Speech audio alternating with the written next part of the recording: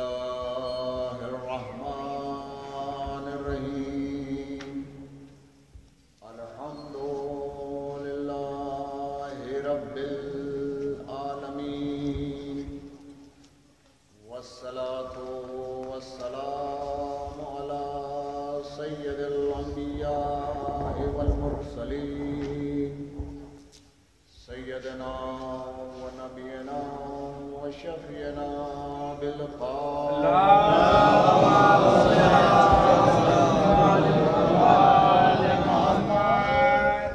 آله الطيبين الطاهرين المعصومين أما بعد فقد قال تبارك وتعالى في كتاب المجيد والفرقان الحميد وهو أصدق الصادقين بسم الله الرحمن الرحيم إن الدين عند الله الإسلام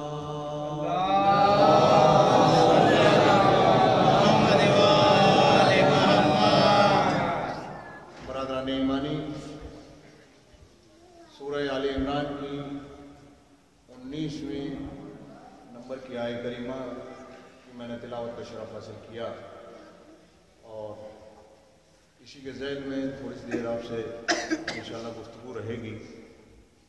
پروردگار عالم آیت کریمہ میں اعلان فرما رہا ہے کہ دین اللہ کے نزدیک اسلام ہے۔ ظاہر ہے کہ اسلام فقط 1400 سال پہلے کا مذہب نہیں ہے۔ اسلام کی خصوصیت یہ ہے کہ یہ جدید میں جدید ترین ہے اور قدیم میں قدیم ترین۔ اس کی تاریخ پیغمبر اسلام سے شروع نہیں ہوتی، یہ قدیم دین ہے۔ جب سے اللہ کا قانون اس زمین پر آیا اس وقت سے اسلام رائج ہے، اسلام کا قانون رائج ہے۔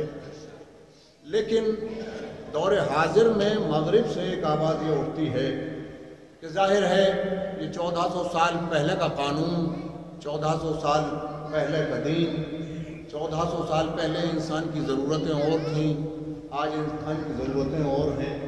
جب یہ قانون دنیا میں آیا تو اس وقت لوگ اونٹ کی پشت کے اوپر سوار ہو کے سفر کرتے تھے، آج ہوائی جہاز میں سفر کرتے ہیں۔ جب یہ قانون آیا تو لوگ اونٹ چراتے تھے، آج انسان بہت ڈیولپمنٹ کر چکا ہے اپنی زندگی کے اندر۔ آج انسان کی ضرورتیں بدل گئیں، حالات بدل گئے، زمانہ بدل گیا، سماج بدل گیا۔ لہٰذا کیا وجہ ہے کہ 1400 سال پہلے جو قانون آیا تھا وہ قانون آج کے زمانے میں بدلا نہیں جا سکتا۔ آج جب ہماری ضرورتیں بدل رہی ہیں تو تھوڑا تھوڑا سا قانون کو بدلنا چاہیے۔ آخر کیا وجہ ہے کہ شاہبانوں کے معاملے کے اندر قانون کے اندر ایک ذرا سا تبدیلی گوارا نہیں کی جا سکتی؟ کیا معاملہ ہے کہ مسلم پرسنل لا کے اندر اسلام کو ایک ذرا سی تبدیلی گوارا نہیں ہے؟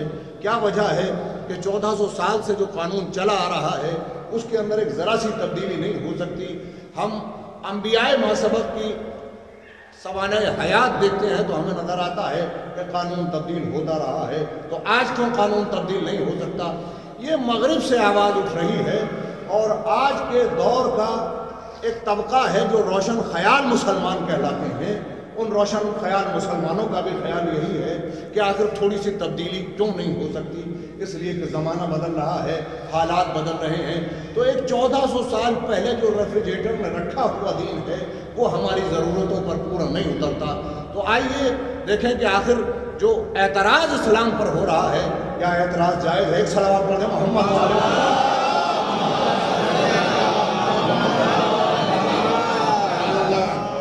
دراصل بات یہ ہے کہ جو معترض ہے وہ دور حاضر کے اور اپنے حالات کے مطابق گفتگو کرتا ہے۔ اس لیے کہ آج کے زمانے میں ہم یہ دیکھتے ہیں کہ پارلیمنٹ کے اندر بیٹھ کر کچھ قانون کے ایکسپرٹ ایک قانون بناتے ہیں، وہ قانون نافذ کیا جاتا ہے۔ یہ قانون ملک کے عوام کے اوپر رائج ہوتا ہے، ملک کی سڑکوں پر رائج ہوتا ہے، معاشرے کے اوپر رائج ہوتا ہے۔ لیکن جب یہ قانون رائج ہو جاتا ہے تو 2 سال کے بعد یہ پتہ چلتا ہے کہ اس قانون کے اندر یہ کمی تھی، لہذا پھر قانون کے ایکسپرٹ کچھ سال کے بعد بیٹھتے ہیں، پھر اس پر غور ہوتا ہے اور نتیجہ یہ ہوتا ہے کہ یہ قانون کے ایکسپرٹ اس رائے پر پہنچتے ہیں کہ اس قانون میں یہ کمی رہ گئی تھی، لہذا یا تو یہ نیا قانون لایا جائے یا اس قانون میں یہ ترمیم کر دی جائے۔ توجہ چاہتا ہوں عزیزان گرامی، لہذا پھر ایک نیا قانون بنتا ہے یا پھر قانون میں ترمیم کی جاتی ہے اور پھر یہ قانون رائج کیا جاتا ہے۔ جب یہ نیا قانون رائج ہوتا ہے تو کچھ عرصے کے بعد پتہ چلتا ہے کہ پھر اس قانون کے اندر یہ کمی ہے، نتیجہ یہ ہوتا ہے کہ یہ قانون پھر بدلا جاتا ہے۔ تو دراصل وجہ کیا ہے کہ قانون کیونکہ فطرت کے خلاف جا کر بنایا جاتا ہے، لہذا اس قانون کے اندر مسلسل تبدیلی کی ضرورت پڑتی ہے۔ لیکن جو قانون فطرت کے مطابق ہوتا ہے وہ صبح قیامت تک کے لیے کافی ہوتا ہے، اس لیے کہ جو قانون فطرت کے مطابق ہے نہ انسان کی فطرت کبھی بدلتی ہے نہ انسان کی ضرورت کبھی بدلتی ہے۔ صلوات پڑھیں محمد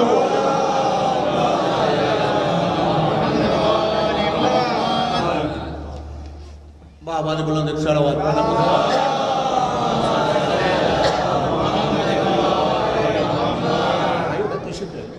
صلوات پڑھیں بابا نے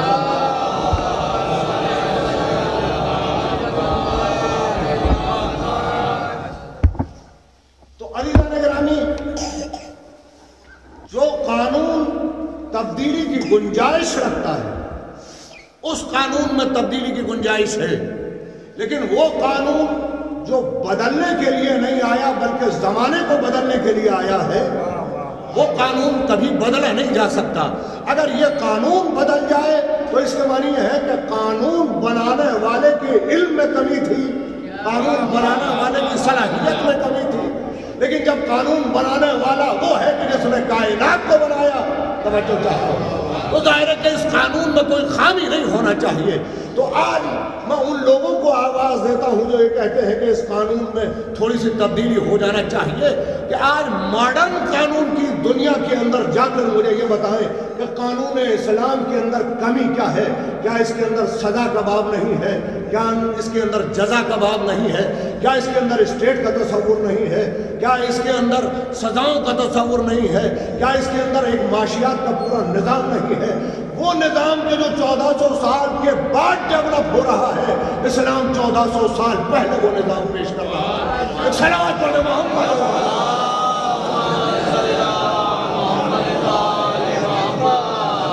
اب یہ جو آواز اٹھتی ہے کہ کیونکہ انبیاء ما سبق کے زمانے میں، پہلے انبیاء کے زمانے میں قانون بدلتا رہا ہے، تو کیا وجہ ہے کہ آج قانون نہیں بدل سکتا؟ اور اس غلط فہمی کا شکار صرف غیر مسلم نہیں ہے، اس غلط فہمی کا شکار مسلمان بھی ہیں، اور صرف مسلمان نہیں ہیں بلکہ بڑے اسکالرز جو کہے جاتے ہیں وہ بھی اس غلط فہمی کا شکار ہے کہ یہ قانون بدلتا رہا ہے۔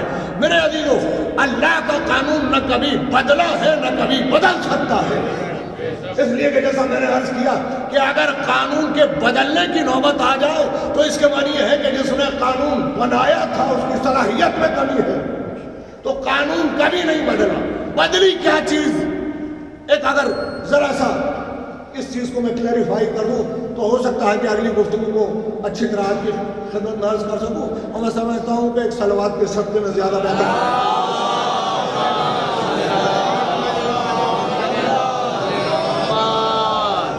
دو چیزیں ہوتی ہیں، ایک دین ہے ایک شریعت ہے۔ دین ایک بڑا سرکل ہے، اس بڑے سرکل کے اندر شریعت ایک چھوٹا سرکل ہے۔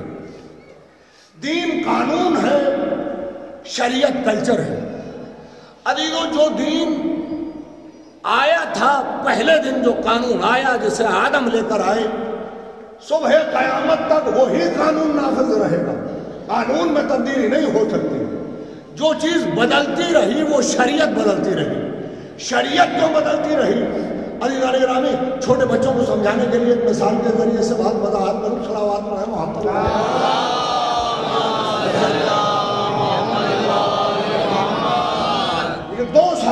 بچہ ہے اس کے لیے آپ نے بازار سے لباس خریدا. اب جب بچہ 3 سال کا ہو گیا تو یہ لباس اس کے جسم پر فٹ نہیں آتا، تو کہا کہ صاحب لباس چھوٹا ہو گیا. حالانکہ لباس چھوٹا نہیں ہوا تھا، بچہ بڑا ہو گیا. اب ایک نئے لباس کی ضرورت پڑی، پھر نیا لباس لے کر آئے. جب بچہ 4 سال کا ہوا تو پھر یہ لباس چھوٹا ہوا، کہا پھر ایک لباس چاہیے. بچہ 5 سال کا ہوا، پھر لباس آیا. یہاں تک کہ جب تک نشو نما بچے کی جاری رہی، جب تک گروئنگ اسٹیج رہی، جب تک بچے کا ڈیولپمنٹ ہوتا رہا، جسمانی نشو نما جاری رہی، اس وقت تک لباس کی تبدیلی ہوتی رہی. یہاں تک کہ 18 سال میں جا کر جب نشو نما مکمل ہو گئی تو اب جو لباس پہنا تو اب اس لباس میں تبدیلی کی ضرورت نہیں ہے. توجہ ٹھیک ہے؟ اس لیے کہ یہ لباس اب ظاہر ہے کہ بدلنے والا نہیں ہے جسم، تو اب جو لباس ہے وہ لباس فٹ آئے گا. اب اس لباس کو تبدیل کرنے کی ضرورت نہیں ہے. میرے عزیزوں، جو چیز ہر نبی کے زمانے میں بدلتی رہی، تھوڑی تھوڑی تبدیلی جہاں ہوتی رہی، وہ دین نہیں تھا، وہ شریعت تھی.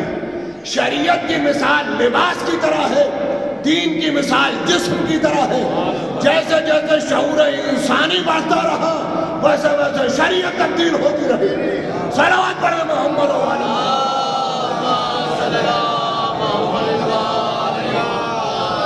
بابا بلند ایک صلوات پڑھا.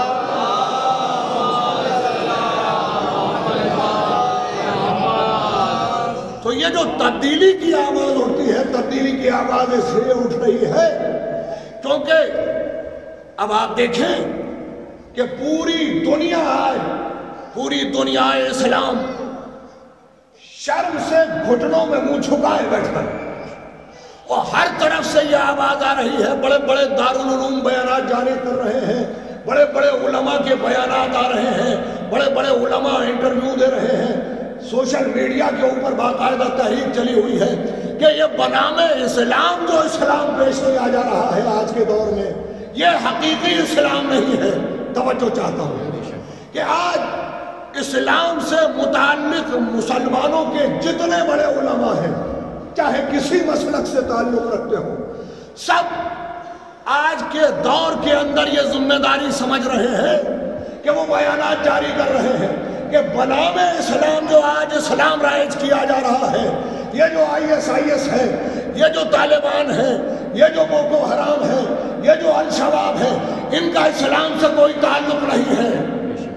یہ اسلام کی حقیقی کا شکل نہیں ہے، یہ اسلام کی حقیقی تصویر نہیں ہے. بڑے بڑے دارالعلوم، بڑے بڑے علماء بیانات جاری کر رہے ہیں کہ یہ جو کچھ بنام اسلام ہو رہا ہے یہ حقیقی اسلام نہیں ہے. میرے دوستو، 1400 سال تک بنام اسلام کی جو شکل آپ دنیا کو دکھاتے رہے، آج پلٹ کر جب دنیا وہ شکل آپ کو دکھا رہی ہے تو آپ کہتے ہیں کہ یہ اسلام نہیں ہے. صلوات پڑھیں محمد و علی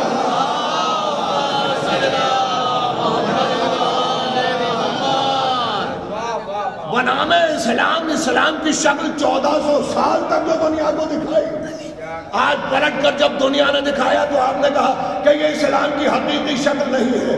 اگر کل اسلام کی حقیقی تصویروں کو قید خانوں میں نہ رکھا ہوتا تو آج یہ صفائی دینے کی ضرورت نہ پیش آئی ہوتی. صلوات پڑھیں محمد.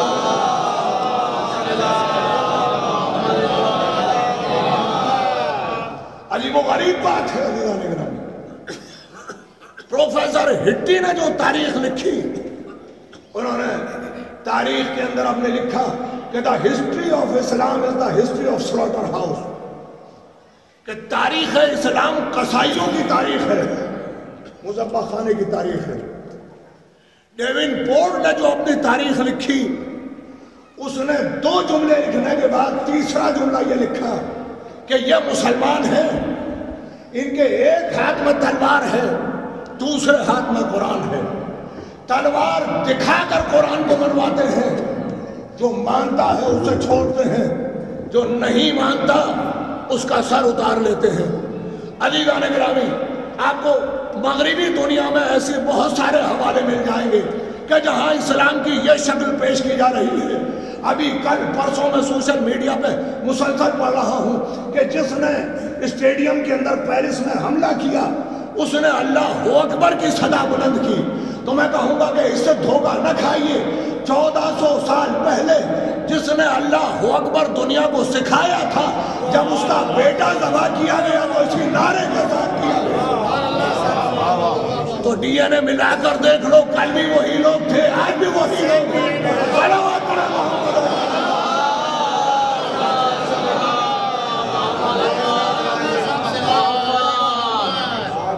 بھائی اسلام کا پیغام تو بڑا آفاقی پیغام تھا۔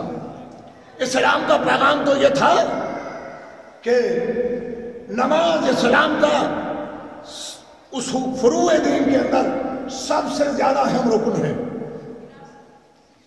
اگر نماز قبول تو سارے اعمال قبول، اگر نماز رد تو سارے اعمال رد۔ نماز کے لیے یہ ہے، فروع دین میں اول نمبر کے اوپر نماز ہے کہ پورے خضوع و خشوع کے ساتھ نماز پڑھو۔ امام حسن عسکری علیہ السلام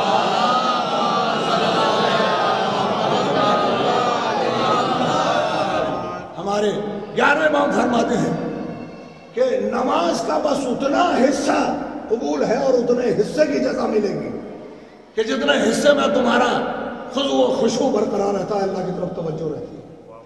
تو نماز کے لیے یہ ہے کہ انتہائی دھیان سے، انتہائی خضوع و خشوع سے نماز پڑھو۔ یہ اہم ترین عبادت، میں یہ عرض کر رہا ہوں کہ اسلام کا پیغام کتنا آفاقی تھا، اور کیسے پروفیسر ہٹی نے لکھا کہ قصائیوں کی تاریخ۔ اسلام کا پیغام سنیے کہ وہ نماز کہ جو فروع دین میں پہلے نمبر پر ہے، وہ نماز جس کے لیے یہ حکم ہے کہ پورے دھیان سے اور پورے خشوع کے ساتھ پڑھو، وہ نماز کہ جس کے لیے یہ آیا کہ اگر یہ قبول ہے تو سارے اعمال قبول ہیں، اگر یہ رد ہے تو سارے اعمال رد ہیں، اس نماز کے لیے حکم یہ ہے کہ اگر تم نماز پڑھ رہے ہو اور کوئی ڈوبنے لگے، کسی کی زندگی خطرے میں پڑ جائے تو نماز چھوڑ دو، پہلے ڈوبنے والے کو بچاؤ۔ اچھا ٹھیک ہے، چھوڑ دیں گے نماز، مگر اے میرے پالنے والے، ڈوبنے والا محمد اسلام ہوگا تو چھوڑیں گے، لیکن اگر وید پرکاش ہے تو کیوں نماز توڑیں؟ آواز آئی نماز توڑو، پہلے ڈوبنے والے کی زندگی بچاؤ۔ توجہ کیجئے گا، بڑی عجیب و غریب منزل سے گزر رہا ہوں کہ آواز آئی کہ پہلے جس کی زندگی خطرے میں ہے اس کی زندگی بچاؤ، اس کا مذہب نہ دیکھو۔ کیوں؟ کہا کہ سجدہ چھوڑو، پہلے ڈوبتی ہوئی انسانیت کو بچاؤ تاکہ تمہارے سجدے کو معراج حاصل ہو۔ صلوات پڑھے محمد و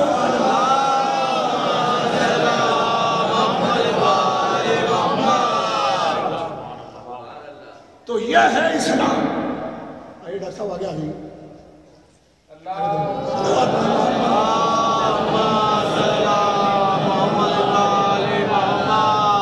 محمد بلند ایک سلام۔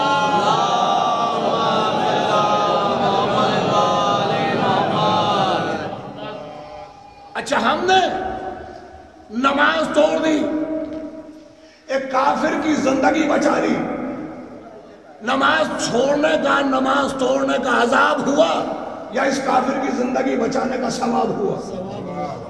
کہ ایک زندگی بچائی ہے ثواب۔ اچھا ایک کافر کی زندگی بچائی، توجہ کیجئے گا، تو ہمیں ثواب اللہ کی بارگاہ سے عطا ہوا۔ ایک مسلمان تھا مگر فاسق تھا، فاجر تھا، شرابی تھا، تمام عیوب اس کے اندر تھے، اس کے کیریکٹر کے اندر، اس کی زندگی خطرے میں تھی۔ ہم نے نماز پڑھنا شروع کی، حالات ایسے ہیں کہ اس کی زندگی خطرے میں ہے، یا اللہ نماز جاری رکھیں یا اس کی زندگی بچائیں۔ کہا اس کی زندگی بچا، پالنے والے یہ تو فاسق ہے، فاجر ہے، شرابی ہے، یہ تو کبھی مسجد کی طرف نہیں آیا، یہ تو پالنے والے تیرے کسی قانون کا احترام نہیں کرتا۔ آواز آئی نماز چھوڑو، پہلے اس کی زندگی بچاؤ۔ توجہ چاہتا ہوں، ایک فاسق کی زندگی بچائی، اے میرے پروردگار تیری بارگاہ سے کہا ثواب ملا، کافر کی زندگی بچائی تو ثواب کی منزل اور تھی، ایک فاسق مسلمان کی زندگی بچائی تو ثواب کی منزل اور ہے۔ اچھا ایک نمازی مسلمان تھا، زاہد تھا، پرہیزگار تھا، اس کی زندگی بچائی، کہا ثواب کی منزل اور بڑھ گئی۔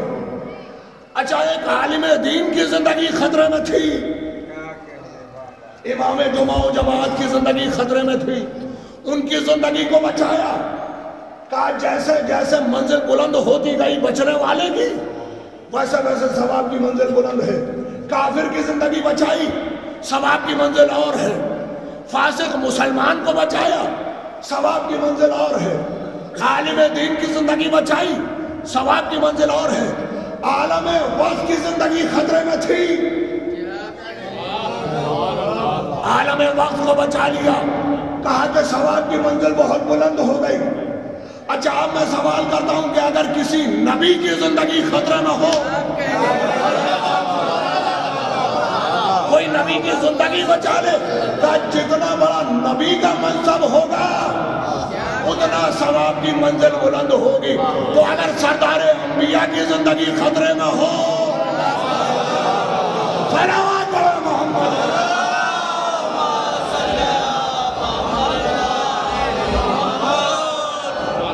تو اب ثواب کی منزل یہ ہے کہ کہنے والے نے کہہ دیا کہ اب اس کے علاوہ کچھ اور نہیں ہو سکتا، کہ تیرا نفس میں لیے لیتا ہوں، میری مرضی کو تو لے لے۔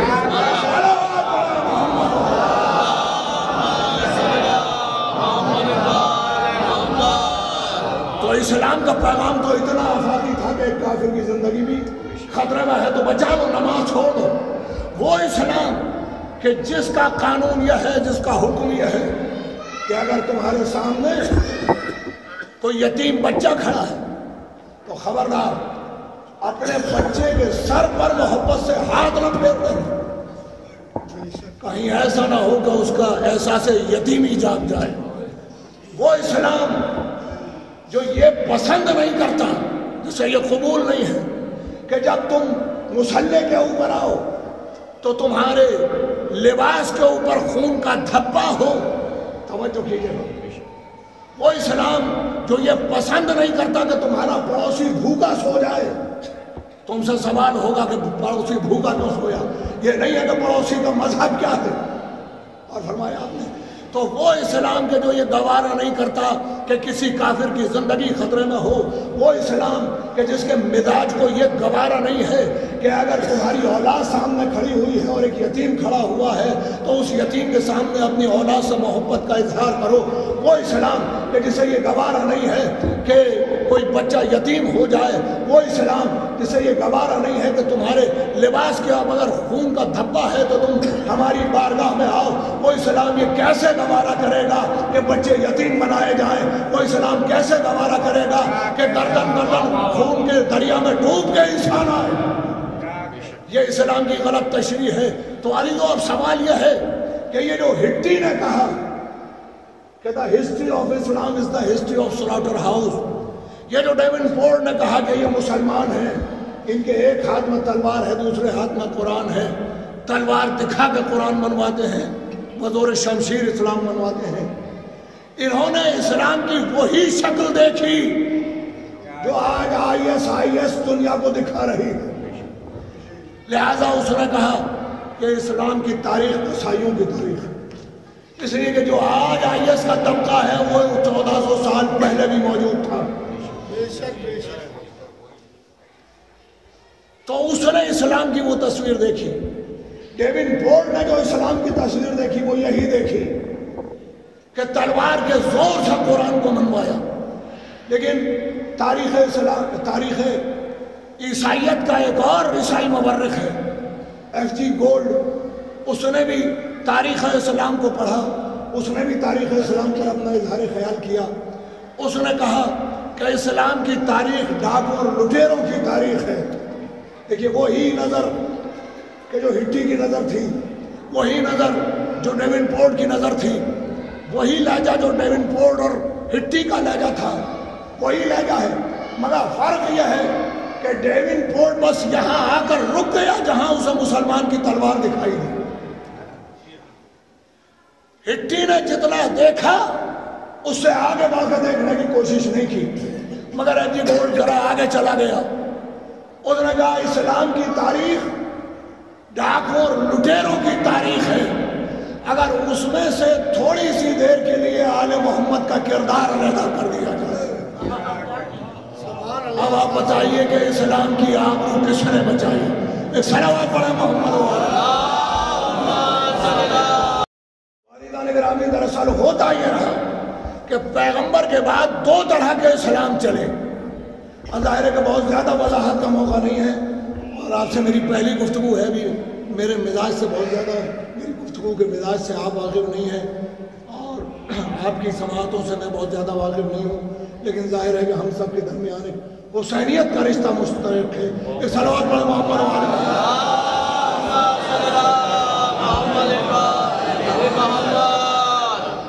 تو عزیزان گرامی، یہ دورہ اسلام چلا کہاں سے؟ اسلام تو ایک تھا، یہ اسلام دو کیسے ہوئے؟ یہ اصل اسلام اور نقل اسلام، یہ حقیقی اسلام اور غیر حقیقی اسلام، یہ اسلام تقسیم کہاں سے ہوا؟ تاریخ اسلام کا ایک بڑا مشہور واقعہ آپ کے سامنے پیش کر دوں۔ علامہ ابن ہشام جو سب سے پہلے سیرت نگار ہیں اور سب سے پہلے مورخ ہیں تاریخ اسلام کے، انہوں نے لکھا کہ جب فتح مکہ میں پیغمبر اسلام آئے تو سرکار دو عالم کی پالیسی یہ تھی کہ خون نہ بہے، خون کا ایک قطرہ نہ بہے، لہذا پیغمبر اسلام نے حکم دیا اپنے لشکر کو، 10,000 کا لشکر تھا، بڑی جرار فوج تھی، اور پیغمبر اسلام اگر چاہتے تو مکے کی اینٹ سے اینٹ بجا دیتے، اتنا لشکر جرار تھا۔ اب یہ بدر والا لشکر نہیں ہے، اس کے پاس اسلحہ بھی ہے، اس کے پاس تعداد بھی ہے، اس کے پاس قوت بھی ہے، مگر کیونکہ پیغمبر کی پالیسی یہ تھی کہ ایک قطرہ خون نہ بہایا جائے اور مکہ فتح ہو جائے، لہذا آپ نے اپنے لشکر کو شام کے وقت پہنچے، مکے کے قریب رات کو، اور اپنے لشکر کو آپ نے یہ حکم دیا کہ دور تک پھیل جاؤ، سارے سپاہی دور تک پھیل جائیں، 4-4 3-3 مل کے چولہے روشن کریں اور اپنا کھانا بنائیں۔ مقصد پیغمبر اسلام کا یہ تھا کہ بہت دور تک جب یہ لشکر پھیلے گا تو ایک سائیکولوجیکل اثر مکہ والوں کے اوپر پڑے گا کہ یہ بڑا لشکر آ گیا ہے، تو وہ مقابلہ کرنے سے باز آئیں گے اور اس طرح سے خوریزی ختم ہو جائے گی، اور اس کا اثر ہوا۔ ابو سفیان نے جب رات میں یہ منظر دیکھا تو وہ دوڑا ہوا حضرت عباس کے پاس آیا اور اس نے کہا کہ بھئی یہ کیا معاملہ ہے؟ ایسا معلوم ہوتا ہے کہ شاید پیغمبر کا لشکر آ گیا۔ جناب عباس سے نکلے اور آنے کے بعد انہوں نے بتایا کہ ہاں پیغمبر اسلام آئے ہیں، تو اس نے کہا کہ یہ تو بڑے معاملات خراب ہو گئے، اب ہمارا کیا ہوگا؟ تو جناب عباس نے کہا کہ تم میرے ساتھ چلو، میں کوشش کرتا ہوں کہ پیغمبر تمہیں امان دے دیں۔ چنانچہ جناب عباس اسے ساتھ لے کر آئے۔ توجہ، اب میں اس تفصیل میں نہیں جاؤں گا ورنہ میں اپنی گفتگو سے آگے نکل جاؤں گا، کہ جناب عباس ساتھ لے کر آئے۔ پیغمبر نے کہا اچھا ٹھیک ہے، اسے اپنے پاس رات بھر رکھو۔ چنانچہ جناب عباس نے رات بھر رکھا۔ صبح جب انٹر ہونے لگا لشکر مکے کے اندر تو پیغمبر نے حکم دیا کہ ایک چھوٹا سا درہ تھا دو پہاڑیوں کے درمیان، تنگ درہ، تو آپ نے حکم دیا کہ اس درے سے لشکر گزارا جائے۔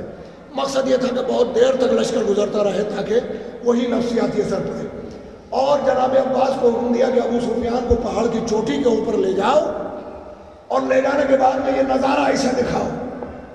چنانچہ جناب عباس لے گئے اور ابو سفیان یہ منظر دیکھتا رہا کہ ایک پرچم آیا، اندر نکلا، دوسرا پرچم آیا، دوسرا علمدار آیا، تیسرا قریہ آیا، تیسرا مسلسل دیکھتا رہا۔ بڑی دیر تک جب لشکر گزرتا رہا تو ابو سفیان سے برداشت نہیں ہو سکا اور اس نے ہاتھ دبا کر جناب عباس کا کہا کہ عباس تیرے بھتیجے نے تو بہت بڑی حکومت قائم کر لی، تیرے بھتیجے نے تو بہت بڑی حکومت قائم کر لی۔ جناب عباس نے فوراً ڈپٹ کر کہا کہ اے بدبخت، یہ حکومت نہیں ہے، یہ رسالت ہے۔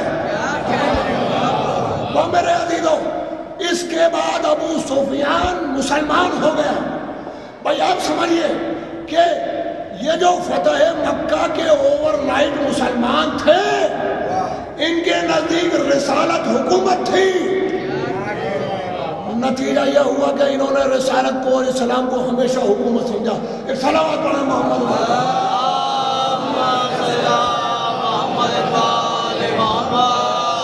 بس عزیزان گرامی، یہاں سے یہ سلسلہ چلا کہ ایک حقیقی اسلام چلا، ایک فتح مکہ کا جو اوور نائٹ مسلمان تھا ان کے ذہن کا اسلام چلا، یہ تاریخ چلتی رہی۔ عزیزان گرامی، اگر دنیا کو آج اسلام کی حقیقی تصویر دیکھنی ہے، اگر آج علماء واقعی یہ چاہتے ہیں کہ یہ جو اسلام کے اوپر الزامات ہو رہے ہیں یہ ہٹ جائیں، اگر واقعی آج علماء دارالعلوم سے بڑے بڑے یہ فتاوی شائع کرتے ہیں کہ اسلام کی حقیقی تصویر یہ نہیں ہے، تو انہیں یہ چاہیے کہ دنیا کو یہ بتائیں کہ پیغمبر اسلام کی حقیقی تصویر کون سی چھوڑ کر گئے تھے۔ توجہ کیجیے گا، اس لیے کہ آج سب سے بہتر وقت ہے دنیا کو یہ بتانے کا کہ یہ تو اسلام کی حقیقی تصویر نہیں ہے جو بنانے اسلام ہو رہا ہے، مگر جو پیغمبر دنیا میں چھوڑ کر گئے تھے۔ بھئی پیغمبر کیا تھے؟ پیغمبر رسول اسلام تھے۔ کیا لے کر آئے تھے؟ دین لے کر آئے تھے۔ چھوڑ کر کیا جائیں گے؟ دین چھوڑ کر جائیں گے۔ کیا چھوڑ کر گئے؟ انی تارکن فیکم الثقلین، کتاب اللہ و عطرتی اہل بیتی۔ توجہ کیجئے گا، میں تمہارے درمیان دو گراں قدر چیزیں چھوڑے جا رہا ہوں، ان میں کی ایک کتاب خدا ہے اور ایک میرے اہل بیت ہے۔ تو تھے کون پیغمبر؟ رسول اسلام لائے کیا؟ دین چھوڑ کر کیا گئے؟ دین چھوڑ کر گئے۔ تو دین 50% قرآن ہے، 50% اہل بیت۔ ایک صلوات پڑھنا محمد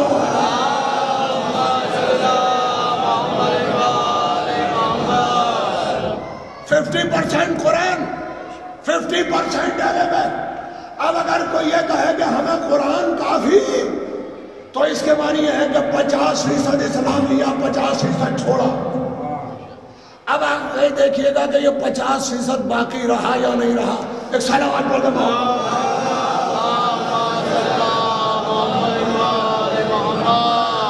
بھائی اسی لیے تو پیغمبر ہر مقام کے اوپر برابر بتاتے رہے تھے۔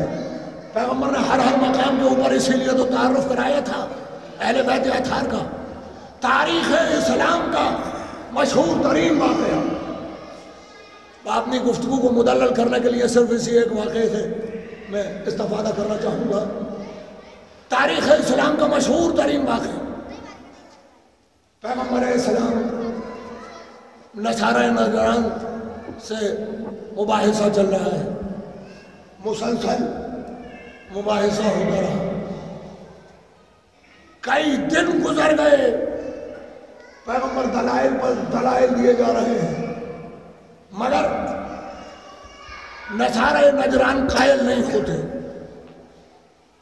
اور کیا کیا دلائل نہیں دیے پیغمبر نے؟ کہا بھائی تم کیوں عیسیٰ کو خدا کا بیٹا مانتے ہو؟ کہا اس لیے مانتے ہیں کہ ان کے باپ نہیں تھے۔ تو پیغمبر نے کہا کہ تو پھر آدم کے متعلق کیا خیال ہے؟ ان کے نہ ماں تھی نہ باپ تھے۔ مگر ظاہر ہے کہ وہ کٹ حجتی کے اوپر تھے۔ نتیجہ یہ ہوا کہ دلائل پر دلائل پیغمبر دیتے رہے، وہ نہیں مانے، نہیں تسلیم کیا انہوں نے۔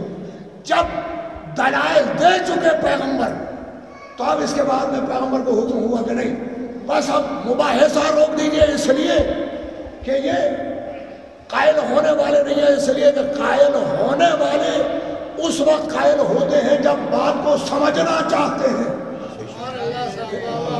بھئی آپ اسے تو اٹھا سکتے ہیں کہ جو سو رہا ہو، مگر جو سویا ہوا بنا ہے اسے آپ نہیں اٹھا سکتے۔ ایک صلوات پڑھیں محمد۔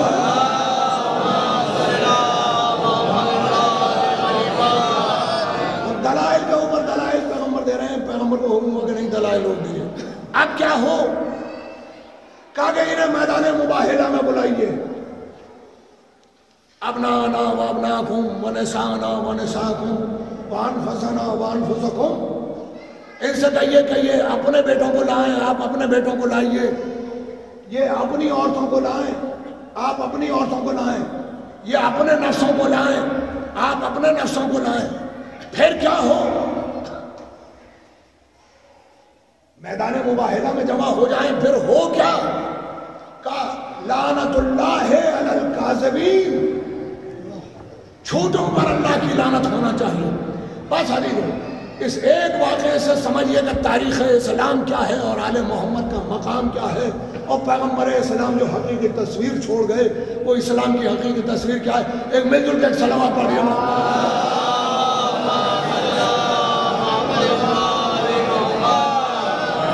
مباہلہ طے ہو گیا۔ مباہلہ کس عنوان پر تھا؟ مباہلہ اس عنوان پر تھا کہ عیسائی پیغمبر کو پیغمبر ماننے کے لیے تیار نہیں ہے، عیسائی قرآن کو قرآن ماننے کے لیے تیار نہیں، عیسائی اسلام کو اسلام ماننے کے لیے تیار نہیں ہے، اسلام کی توحید کے پیغام کو عیسائی ماننے کے لیے تیار نہیں ہے۔ اب میدان مباہلہ میں پیغمبر کو بلا لیا گیا، عیسائیوں کو بھی بلا لیا گیا۔ بعضی تو بہت توجہ چاہتا ہوں، ایک 10 منٹ اگر آپ نے ساتھ دیا تو ایک پیغام چھوڑ کر جاؤں گا۔ دیکھیے میدان مباہلہ میں آ گئے۔ اب میرا سوال یہ ہے کہ اگر خدا نہ خواستہ پیغمبر مباہلہ ہار جائیں تو نتیجہ کیا ہوگا؟ بھائی مباہلہ کائے پر ہے؟ توحید پہ مباہلہ تھا، دین اسلام پہ مباہلہ تھا، پیغمبر کی رسالت پہ مباہلہ تھا، قرآن کی حقانیت پہ مباہلہ تھا۔ تو اس کے معنی ہے کہ توحید خطرے میں ہے، اسلام خطرے میں ہے، قرآن کی حقانیت خطرے میں ہے، پیغمبر کی رسالت خطرے میں ہے۔ توجہ کیجئے گا عزیزو، ایسے مقام پر کہ جہاں توحید خطرے میں ہو، جہاں اسلام خطرے میں ہو، جہاں پیغمبر کی رسالت خطرے میں ہو، جہاں قرآن خطرے میں ہو، ذرا مجھے یہ بتائیے گا کہ مسلمانوں کا فریضہ کیا تھا؟ بھائی توجہ کیجئے، مسلمانوں کا فریضہ کیا تھا؟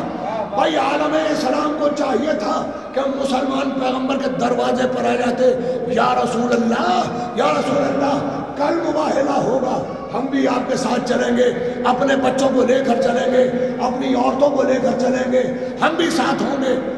بھائی قرآن نے جو، اب میں کیا عرض کروں کہ یہ عربی گرامر کا معاملہ ہے۔ دیکھیے ایسا ہوتا ہے کہ ہماری اردو زبان ہے، اس میں ایک کے لیے واحد کا صیغہ استعمال ہوتا ہے، دو اگر ہو جائیں تو جمع کا صیغہ استعمال ہوتا ہے، مگر بعض دنیا کی زبانیں ایسی ہیں جس میں سنسکرت بھی ایک زبان ہے، عربی بھی ایک زبان ہے، کہ جہاں ایک کے لیے واحد کا صیغہ استعمال ہوگا اور اگر دو ہوں تو جمع کا صیغہ نہیں آتا۔ سنسکرت میں دوئی وچن آئے گا، عربی کے اندر تثنیہ کہلاتا ہے دو۔ اب جب دو سے زیادہ ہو جائیں، 3 ہو جائیں، 300 ہو جائیں، 3000 ہو جائیں، 3 لاکھ ہو جائیں، اب جمع کے صیغے کا اطلاق ہوگا۔ آپ کسی بھی عالم سے جا کر پوچھئے کہ ابنانا جمع کا صیغہ ہے، نسانا جمع کا صیغہ ہے، انفسنا جمع کا صیغہ ہے، یعنی پیغمبر کو کہیں باؤنڈ نہیں کیا گیا۔ توجہ کیجئے گا، پیغمبر کو محدود نہیں کیا گیا کہ بس 2 بچے لے کے آنا، زیادہ نہ لے آنا، جتنا چاہو بچوں کو لاؤ، جتنی چاہو عورتوں کو لاؤ، جتنے چاہو مردوں کو لاؤ۔ عزیزو توجہ چاہتا ہوں کہ اختیار انتخاب دیکھیے قرآن کا، کہ پیغمبر کو اختیار دے دیا چاہے جتنے لاؤ، اور احتیاط انتخاب دیکھیے کہ کہیں پیغمبر نے جمع کے صیغے کا پورا استعمال نہیں کیا۔ توجہ کیجئے، ابنانا میں 2 بچوں کو لے کے آئے تثنیہ، نسانا میں ایک بیوی کو لے کے آئے واحد کا صیغہ، انفسنا میں ایک علی کو لے کر آئے واحد کا صیغہ۔ تو میں نے جب یہ تاریخ پڑھی تو میرے ذہن نے سوال کیا کہ اسلام خطرے میں تھا، توحید خطرے میں تھی، قرآن کی حقانیت خطرے میں تھی، تو مسلمانوں کو چاہیے تھا کہ پیغمبر کے دروازے پر رات کو آ کر کھڑے ہوتے، یا رسول اللہ کل مباہلہ ہوگا، ہم آپ کے ساتھ چلیں گے، ہمارے بچے چلیں گے، ہماری عورتیں چلیں گی، اس لیے کہ حقانیت کا سوال ہے، اسلام کی حقانیت کا سوال ہے۔ مگر عجیب سناٹا ہے تاریخ اسلام میں، خدا کی قسم ممبر پر بیٹھ کر کہہ رہا ہوں کہ دنیا میں جتنی تاریخیں آج تک مسلمانوں کے ذریعے لکھی گئی یا غیر مسلم کے ذریعے لکھی گئی، کہیں نہیں ہے کہ کوئی رسول کے دروازے پر آیا ہو یا رسول اللہ ہم چلیں گے۔ بڑی عجیب بات ہے، اسلام خطرے میں ہے، مسلمان سو رہا ہے۔ آج ایک ذرا سا کہیں مسئلہ آ جائے تو مسلمان کہتا ہے کہ اسلام خطرے میں ہے۔ توجہ، حالانکہ اسلام خطرے میں نہیں ہوتا، مسلمان خطرے میں ہوتا۔ صلوات پڑھیں محمد،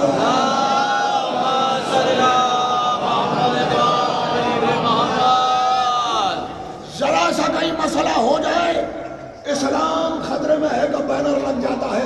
بھائی اسلام تو خطرے میں تھا، کربلا سے پہلے خطرے میں تھا، کربلا کے بعد خطرے میں نہیں ہے۔ تو علی دو یہ سناٹا تاریخ ہے اسلام میں کہ کوئی پیغمبر کے پاس نہیں جاتا، اور پیغمبر کا طریقہ یہ تھا کہ جب بھی کوئی موومنٹ لیتے تھے پیغمبر، کہیں لشکر جانا ہوتا تھا تو باقاعدہ منادی کرائی جایا کرتی تھی، فلاں دن فلاں مقام سے لشکر کوچ کرے گا، سب لوگ فلاں مقام کے اوپر جمع ہو جائے۔ مگر عجیب میں نے مباہلہ کے معاملے کے اندر پیغمبر کی احتیاط دیکھی کہ نہ تو پیغمبر کے دروازے پر کوئی صحابی آیا، کوئی مسلمان نہیں آیا کہ یا رسول اللہ ہم چلیں گے، بچے چلیں گے، عورتیں چلیں گی، نہ پیغمبر نے کسی کو میسنجر بھیج کر بلایا یا رسول اللہ اسلام خطرے میں ہے لے کر چلیے۔ اچھا پیغمبر تو نہیں لے جا رہے، میں عالم اسلام سے سوال کروں، اے مسلمانوں اسلام خطرے میں ہے، توحید خطرے میں ہے، قرآن خطرے میں ہے، آؤ پیغمبر کے دروازے پر ہم بھی چلیں۔ مگر کسی ایک تاریخ کے اندر آپ نہیں دکھا سکتے کہ کوئی ایک آیا ہو یا رسول اللہ ہم چلیں گے۔ یہ سناٹا کیوں ہے تاریخ اسلام میں؟ میں بتاؤں سناٹا کیوں ہے؟ سناٹا اس لیے ہے، لیکن میں نے یہ مجلس ایک گھنٹہ آپ کے سامنے پڑھی، آپ نے مجلس سنی، کہا کہ بہت عمدہ مجلس پڑھی۔ بھائی بہت ساری تفسیریں پڑھے ہوئے ہیں، بہت ساری تفسیروں کے حوالے دیے، بہت ساری تاریخوں کے حوالے دیے، اور تبلیغ بھی بہت عمدہ کی، نماز کے متعلق بھی بہت اچھا بیان کیا۔ ایک گھنٹہ میں پڑھ کے چلا گیا، آپ نے کہا کہ بڑے عالم ہیں، بڑی تاریخ کے اوپر نگاہ ہے، بڑی تفاسیر کے مطالعہ کیا ہوا ہے، بڑی اچھی تبلیغ کی، مگر یہ تو میں جانتا ہوں کہ میں نے تفسیر پڑھی بھی ہے یا کسی کا مسودہ اٹھا کے آپ کے سامنے پڑھ دیا۔ میں نماز کی تبلیغ تو کر گیا، لیکن یہ تو میں جانتا ہوں کہ صبح کی نماز پڑھتا ہوں یا سوتا رہتا ہوں۔ بھائی اپنا جتنے علم سے میں واقف ہو سکتا ہوں، دوسرا واقف نہیں ہو سکتا۔ اب میری سمجھ میں آیا کہ یہ پیغمبر کے دروازے پر سناٹا کیوں ہے، کوئی مسلمان کیوں نہیں آیا؟ اس لیے کہ فقط میدان میں جانے کا سوال نہیں تھا، جھوٹوں پر لعنت بھی ہونا تھی۔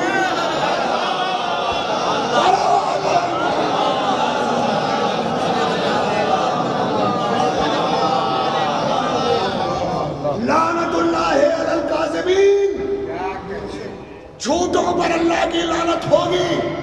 تو اب مورخ قلم کی سیاہی سے کسی کو صدیق بنا دے، یہ تو میدان مباہلہ بتا رہا تھا کہ بہت سارے ہیں۔ صلوات پڑھو محمد۔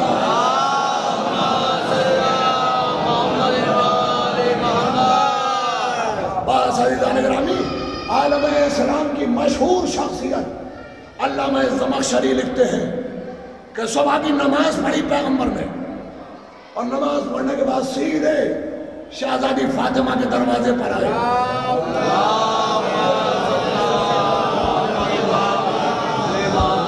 تقل باب کیا، کہا بیٹی کیا میں آ سکتا ہوں اندر؟ کہا بابا جان تشریف لائیے۔ پیغمبر اندر پہنچے، کہا بیٹی آج مباہلہ ہے، کہا بابا میرے علم میں ہے، کہا بیٹی آج تمہیں بھی چلنا ہوگا۔ تو شہزادی نے پلٹ کر یہ نہیں کہا کہ آج کیا معاملہ ہے کہ جو مجھے چلنا ہوگا، اس سے پہلے تو کبھی پیغمبر نے نہیں کہا۔ کہا بیٹی تمہیں چلنا ہوگا، کہا بابا میں حاضر ہوں۔ کہا کہ حسنین کو بھی چلنا ہوگا، کہا بابا آپ کو اختیار ہے۔ کہا ابو الحسن بھی چلیں گے، کہا بابا آپ مالک و مختار ہیں۔ علامہ زمخشری لکھتے ہیں کہ پیغمبر اس شان سے باہر نکلے، عالم اسلام کے اوپر اتھارٹی ہیں علامہ زمخشری، ان کی تفسیر بڑے بڑے اداروں کے اندر پڑھائی جاتی ہے۔ علامہ زمخشری لکھتے ہیں کہ اس شان سے پیغمبر باہر نکلے فاطمہ کے گھر سے کہ آپ سب سے آگے تھے۔ کہ علامہ زمخشری کی ترتیب سنا رہا ہوں، کہتے ہیں آپ سب سے آگے تھے، اپنی گودی میں حسین کو اٹھایا ہوا تھا، آپ کی انگلی پکڑے ہوئے بڑا شہزادہ حسن، آپ کے پیچھے آپ کی بیٹی فاطمہ، فاطمہ کے پیچھے علی۔ اس شان سے پیغمبر مباہلہ کی طرف چلے۔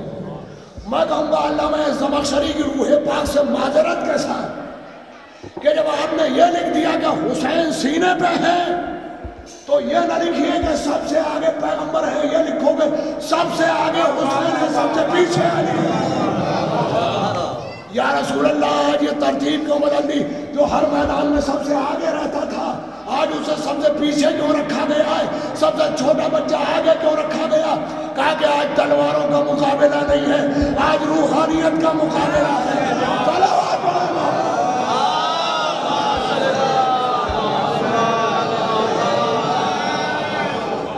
اب روحانیت میں جو علی کا مقام ہے وہی حسین کا بھی مقام ہے، یہاں سب برابر نظر آئیں گے۔ بابا سے بلانے سے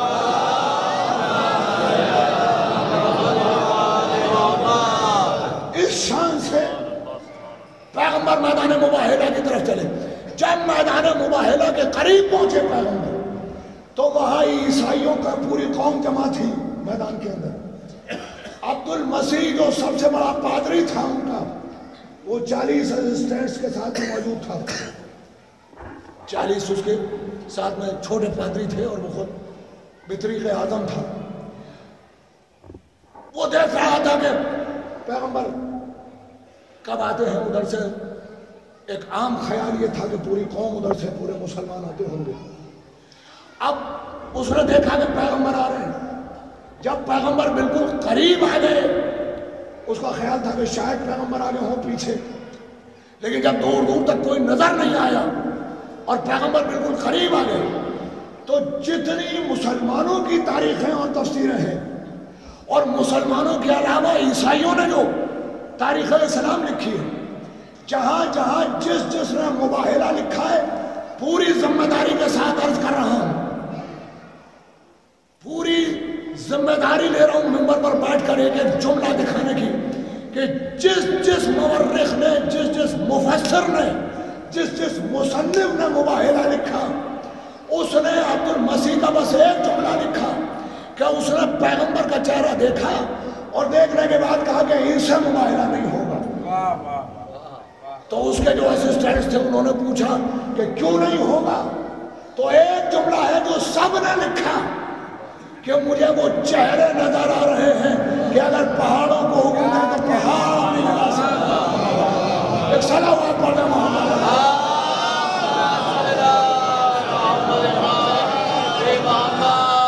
نہیں بلکہ آپ نے مباہلہ تو بہت سنا ہے اور آپ نے یہ جملہ بھی بہت سنا ہے کہ اس نے کہا کہ اگر پہاڑوں کو حکم دے دے تو پہاڑ حرکت کرنے لگے، مجھے وہ چہرے نظر آ رہے ہیں۔ مگر میں آپ کے ذہن کو ایک اور جگہ لے جانا چاہتا ہوں، ذرا مجھے یہ بتائیے کہ وہ کون سے چہرے ہیں جنہیں دیکھ کر یہ کہا کہ پہاڑ اپنی جگہ سے حرکت کر جائیں گے؟ میں سوال اٹھا رہا ہوں، آپ سوال کا جواب دیجیے۔ کس کس کے چہرے دیکھے؟ بھائی ایک تو پیغمبر کا چہرہ نظر آیا، ایک امام حسن کا چہرہ نظر آیا، ایک امام حسین کا چہرہ نظر آیا، شہزادی فاطمہ کا چہرہ تو نظر آیا نہیں۔ پیغمبر کے پیچھے تھے، علی کا چہرہ تو نظر آیا نہیں، پیغمبر کے پیچھے تھے، تو اس کے بعد یہ کہ 3 چہرے دیکھے، ان کو دیکھ کر کہا 3 چہروں میں کس کا چہرہ؟ ایک پیغمبر کا، ایک امام حسن کا، ایک امام حسین کا۔ عزیزو خدا کی قسم یہ نہ کہیے گا کہ پاس رسالت کے خلاف کوئی بات کر گیا، میں کیا کروں، مجھے حالات مجبور کر رہے ہیں جملہ کہنے کے لیے، ورنہ میں تو یہ عقیدہ رکھتا ہوں کہ اگر پیغمبر اکیلے بھی مباہلہ میں آ گئے ہوتے تو مباہلہ فتح کر کے واپس جاتے، مگر مجھے حالات مجبور کر رہے ہیں کہ 3 چہرے دیکھے۔ بھائی پیغمبر کے چہرے کو دیکھ کر نہیں کہا کہ مجھے وہ چہرے نظر آ رہے ہیں، پوری ذمہ داری کے ساتھ کہہ رہا ہوں کہ پیغمبر کے چہرے کو دیکھ کر نہیں کہا۔ کیوں؟ اس لیے کہ پیغمبر کی آنکھوں میں آنکھیں ڈال کر تو بحث کر چکے تھے۔ تو اس کے معنی یہ ہے کہ امام حسن اور امام حسین کے چہرے کو دیکھ کر کہا تو فاتح مباہلہ حسن و حسین ہے۔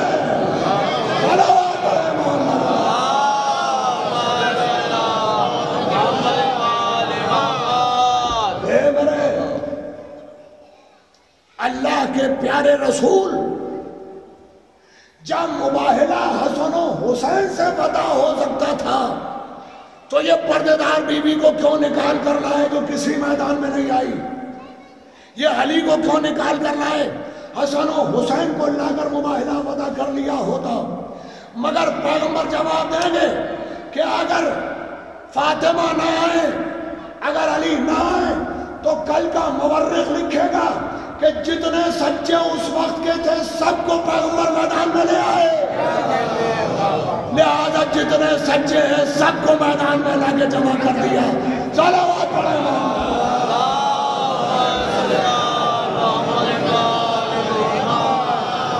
بس حدیثو، اب میرا ایک سوال اور ہے اور میں نے اپنی گفتگو کو سمیٹ دیا۔ میرا سوال یہ ہے کہ یہ بتائیے کہ مباہلہ طے تھا مگر عبد المسیح نے کہا کہ مباہلہ نہیں ہوگا، اس نے پیغمبر سے صلح کر لی، اس نے کہا کہ ہم آپ کو اتنا ٹیکس دے دیں گے لیکن ہم مباہلہ آپ سے نہیں کرتے، اور اس طرح سے یہ مباہلہ ختم ہو گیا۔ اب میرا سوال یہ ہے طے کیا ہوا تھا کہ میدان مباہلہ میں آئے، مباہلہ ہو اور کیا ہو؟ لعنت اللہ علی الکاذبین، جھوٹوں پر اللہ کی لعنت ہو۔ میرا سوال یہ ہے کہ یہ بتائیے عیسائیوں پر لعنت ہوئی یا نہیں ہوئی؟ بھائی اس مجمع کا سب سے چھوٹا بچہ بھی اٹھ کر بتا دے گا کہ مباہلہ ہوا نہیں تو لعنت کیسے ہوتی؟ بھائی طے تو یہ ہوا تھا کہ مباہلہ ہوگا تو لعنت ہوگی۔ بھائی چالاک تھا عیسائی، مباہلہ کے میدان سے وڈرا کر لیا، خود کو اللہ کی لعنت سے بچا لیا عیسائی نے۔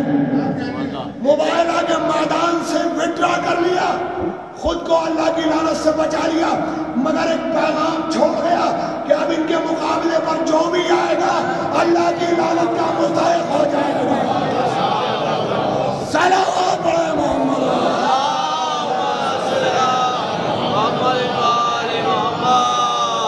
میرے عزیزو یہ تھی وہ اسلام کی حقیقی تصویر کہ جب اسلام خطرے میں تھا تو پیغمبر اسلام کی حفاظت کے لیے، تحفظ اسلام کے لیے جنہیں گھر سے لے کر آئے، وہ شخصیات ہیں کہ جنہیں تمام مفسرین نے لکھا۔ اب اس کے معنی ہے کہ جب بھی اسلام کو خطرہ ہو تو ایک حسین کا سہارا، ایک حسن کا سہارا، ایک فاطمہ کا سہارا، ایک علی کا سہارا۔ اس لیے کہ تاریخ اسلام اٹھا کر دیکھیں کہ جب بھی کبھی اسلام کو خطرات درپیش ہوئے، پوری تاریخ بہت چیلنج کے ساتھ درج کروں، آل محمد نے بڑھ کر خطرات کا سامنا کیا۔ یہ تاریخ ہے۔ آل محمد کی زندگیاں قید خانوں میں کیوں گزری؟ آل محمد کی زندگیاں زہر پیتے ہوئے کیوں گزری؟ آل محمد کی زندگیاں تلوار کی دھار پر کیوں گزری؟ اس کا سبب یہ ہے کہ آل محمد نے کبھی حکومت کے لیے اپنی آواز بلند نہیں کی. آل محمد کبھی تاج و تخت کے لیے آپ کو کہیں پوری ائمہ کی تاریخ میں آپ کو کبھی تاج و تخت کے حوالے سے ائمہ طاہرین نظر نہیں آئے. تو اب سوال یہ ہے کہ باوجود اس کے کہ ائمہ طاہرین علیہ السلام، میں نے گفتگو کو ختم کیا کہ ائمہ طاہرین علیہ السلام کی پوری زندگیاں نہ کہیں حکومت کو ٹوکا، نہ کہیں حاکم کو چیلنج کیا، نہ کہیں تاج کی تمنا ہے، نہ کہیں تخت کی تمنا ہے.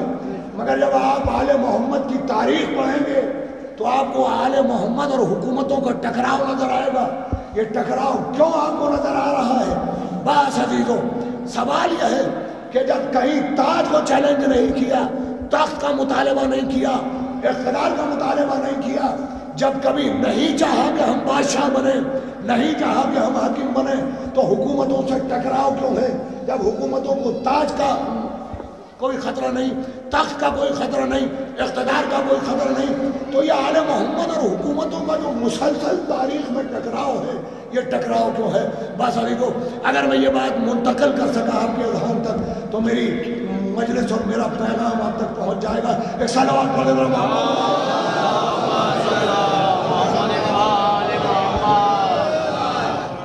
دیکھیے یہ عزا خانہ ہے. پروردگار عالم یہاں برکتیں نازل کرے. بڑے ہی جہاں فشانی کے ساتھ میں بہت ہی بہترین سینٹر قائم کیا ہے. بہت اچھی جگہ پر اس طرح کا سینٹر نہیں ہے. بڑی طبیعت خوش ہوئی. پروردگار عالم اس سے زیادہ توفیقات میں اضافہ کرے. یہ ایک سینٹر قائم ہوا مثلا 10 سال پہلے. یہاں نماز ہوتی ہے، یہاں قرآن پڑھایا جاتا ہے، یہاں دینیات کی بات ہوتی ہے، یہاں توحید کا پیغام دیا جاتا ہے، یہاں عزاداری ہوتی ہے. کچھ لوگ ایسے تھے کہ جنہیں یہ پسند نہ تھا کہ توحید کا پیغام یہاں سے آئے، قرآن یہاں پڑھا جائے، یہاں عزاداری ہو، یہاں سے دین اور دینیات کی باتیں ہوں. انہیں ناگوار تھا یہ. چنانچہ ایک دن ایک مسلح گروپ لے کے نکلے، کہا کہ آج اس بلڈنگ کو توڑ دیں گے، کھنڈر میں تبدیل کر دیں گے. نہ یہ عمارت ہوگی، نہ یہاں توحید کی بات ہوگی، نہ عمارت باقی رہے گی، نہ قرآن پڑھا جائے گا، نہ عمارت ہوگی، نہ نماز ہوگی. ایک مسلح گروپ نے چلا کہ آج مسمار کر دیں گے، کھنڈر بنا دیں گے. وہ قریب جب پہنچا تو یہاں کے جو متولیان تھے انہیں یہ پتا چلا کہ ایک اس طرح سے مسلح گروپ آ رہا ہے کہ جو عمارت کو نقصان پہنچانا چاہتا ہے. وہ باہر نکل کر کھڑے ہو گئے. جب تک ہمارے جسم کے اندر خون کی آخری بوند باقی ہے، عمارت کو کوئی چھو نہیں سکتا. اب یہ باہر نکل کر کھڑے ہوئے، ادھر سے وہ گروپ آیا. توجہ کیجیے گا میرے عزیزوں، یہ جو مسلح گروپ آ رہا تھا، ان کا ان متولیوں سے کوئی جھگڑا نہ تھا. توجہ کیجیے گا، انہیں دشمنی اس عمارت سے تھی. یہ عمارت اگر گرا کر یہ جانے دیتے تو نہ ان سے جھگڑا ہوتا نہ خوریزی ہوتی، مگر جھگڑا ان سے ہو گیا. آئے تھے عمارت ڈھانے کے لیے، جھگڑا بچانے والوں سے ہو گیا. توجہ کیجیے گا. اب اگر تاریخ اسلام میں آپ کو آل محمد کا حکومتوں سے ٹکراؤ نظر آئے تو سمجھیے گا کہ دین کی عمارت گرانے آئے تھے، آل محمد نے آگے آگے بچا لیا. صلوات پڑھ محمد.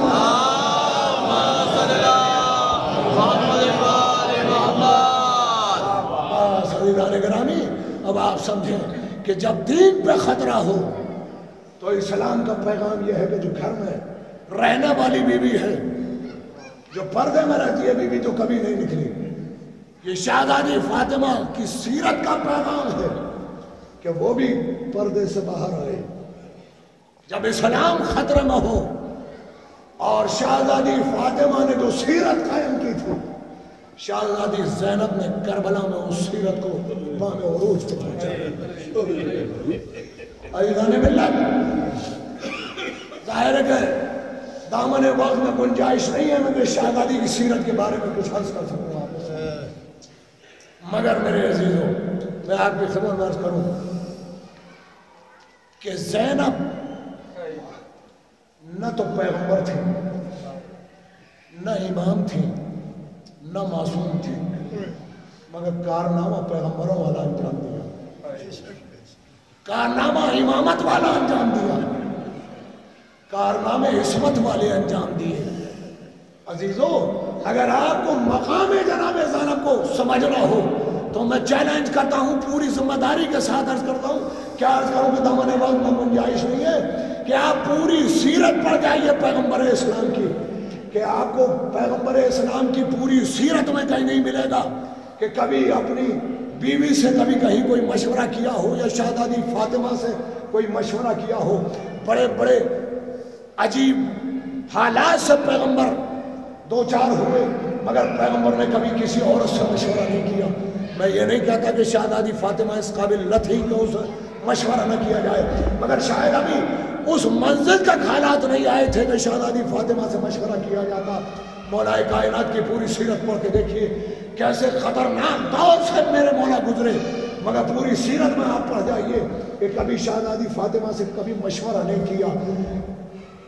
مگر آپ عظمت جناب زینب دیکھیے کہ اپنے وقت کے دو امام جناب زینب سے مشورہ کرتے ہوئے، عالمہ غیر معلمہ کا خطاب ادا کیا جا رہا ہے امامت کی طرف سے۔ عالم غیر معلم کون ہوتا ہے؟ عالم غیر معلم پیغمبر اسلام تھے کہ جنہیں اللہ نے علم عطا کیا تھا۔ عالم غیر معلمہ جناب فاطمہ تھی کہ انہیں پیغمبر کے علاوہ کسی نے علم نہیں دیا۔ عالم غیر معلم جناب مولا کائنات تھے، ائمہ طاہرین علیہ السلام تھے۔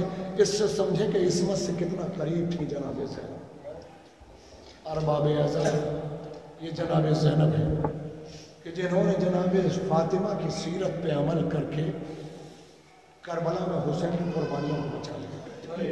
اس لیے کہ اگر کربلا میں جناب زینب نہ ہوتی تو یہ کربلا کا واقعہ عرب کے ریگستانی طولوں کے اندر دب کے رہ گیا ہوتا۔ اس لیے کہ حکومت کی طرف سے برابر ندا دی جا رہی تھی کہ ایک باغی تھا جس نے خروج کیا تھا، ہم نے اس کے اہل و عیال کے اوپر فتح پائی ہے۔ ارباب اعظم آپ سمجھیں کہ ایسے حالات کے اندر کہ جہاں حکومت کی طرف سے یہ پروپیگنڈا کیا جا رہا ہے، وہاں کون ہے کہ جو باقی اصل مقصد کو اور اصل حقائق کو واضح کرے؟ ارباب اعظم یہ فریضہ جناب زینب نے انجام دیا۔ آواز دے پلٹ کر مقتل کی طرف دیکھ کے، اے میرے بھائی تیری بہن بے وفا ہے۔ زینب کے سر پہ چادر تب تک رہی جب تک تیرے سر پر امامہ رہا۔ اے میرے بھیا تیری قربانیوں کو زینب بچائے گی۔ شہزادی زینب کے صدقے سے یہ آزاداری قائم ہے۔ ایک ایسا پلیٹ فارم دے گئی جناب زینب کہ جس سے تمام دنیا کے اندر پیغام حسینیت پھیلتا رہے گا، اسلام کی حقانیت پھیلتی رہے گی۔ کوئی سازش کامیاب نہیں ہو سکتی جب تک مجلس حسین قائم رہے گی، جب تک کربلا کا پیغام قائم رہے گا۔ اور کس کے صدقے سے ہے؟ اس کے صدقے سے کہ ایک ایسی مظلومہ کہ اس کے ہاتھوں کو پس پشت باندھ دیا گیا، ایک ایسی مظلومہ کہ جس کی پشت سے کربلا سے خون نکلنا شروع ہوا شام کے طرف۔ ارباب اعظم زینب و شہزادی کا نام ہے۔ کس مقام پر تھی جناب زینب؟ کس مقام پر تھی جناب زینب؟ آپ ذرا اندازہ تو لگائیے کہ امامت کو سہارا تھا جناب زینب۔ جلتے ہوئے خیموں سے اگر نکالا ہے تو جناب زینب نے نکالا۔ اور 11 محرم کو جب اسیر بنا بھی تو ارباب مقادم میں پڑھیے، مقادم میں یہ کوئی داستان نہیں ہے، یہ کوئی افسانہ نہیں ہے، یہ تاریخ ہے کہ اس طرف سے یہ فیصلہ ہوا کہ اس طرف سے گزارا جائے جہاں لاشیں شوہداء ایک کمر پڑے ہوئے ارباب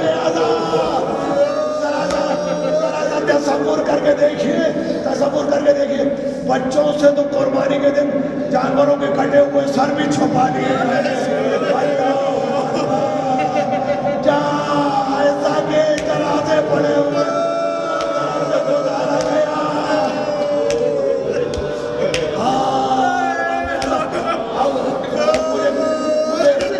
آگے کی منزل میں جانا تھا مگر مصائب کو یہی ٹھہرا کر مصائب کو ختم کر دوں۔ میں آگے جانا چاہتا تھا مگر یہی پر ٹھہرا کہ مصائب کو ختم کر دوں۔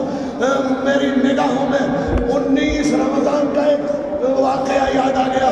میری نگاہوں میں 19 رمضان کا منظر پھر رہا ہے کہ جب مولا کائنات کو چادر میں ڈال کر محلہ بنی ہاشم کی طرف لے کر چلے اور محلہ بنی ہاشم قریب آ گیا تو ایک مرتبہ کیونکہ چاہنے والوں کا ہجوم ساتھ ساتھ تھا، امام حسن کو اشارے سے قریب بلایا، کہا کہ ان لوگوں کو یہی روک دو، یہی روک دو۔ کہا کہ بابا یہ تو بڑے مضطرب ہیں۔ کہا کہ نہیں یہی روک دو، اس لیے کہ محلہ بنی ہاشم آ گیا۔ بس ارباب اعضاء چاہنے والوں کو روک دیا امام حسن نے کہ امام وقت کا حکم ہے کہ یہی رک جائے۔ چاہنے والے تو رک گئے۔ جب ذرا اور آگے بڑھا یہ سلسلہ اور جناب مولا کائنات کو تھوڑا اور آگے لے کے بڑھے تو ایک مرتبہ پھر امام حسن کو اشارے سے بلایا اور بلانے کے بعد میں کہا کہ حسن اے میرے لال میرے امامے کو میرے زخم کے اوپر چھپا دیا۔ امام حسن نے ہاتھوں کو جوڑ کر کہا بابا زخم سے کپڑا لگے گا تو تکلیف ہوگی۔ کہا کہ پرواہ نہ کر میرے زخم کے اوپر امامہ رکھ دے، اس لیے کہ اگر زینب نے یہ زخم دیکھ لیا تو زینب عمر کو تو عمر کلیجہ بچ جائے گا۔ میرے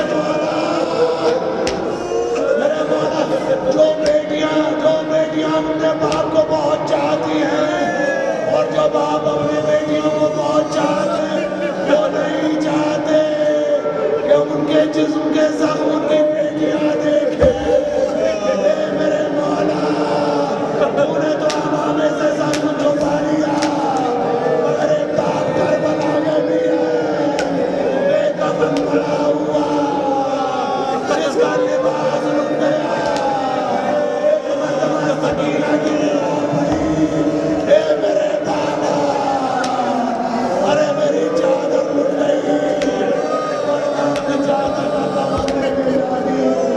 اے میرے بابا تیرے جسم میں اتنے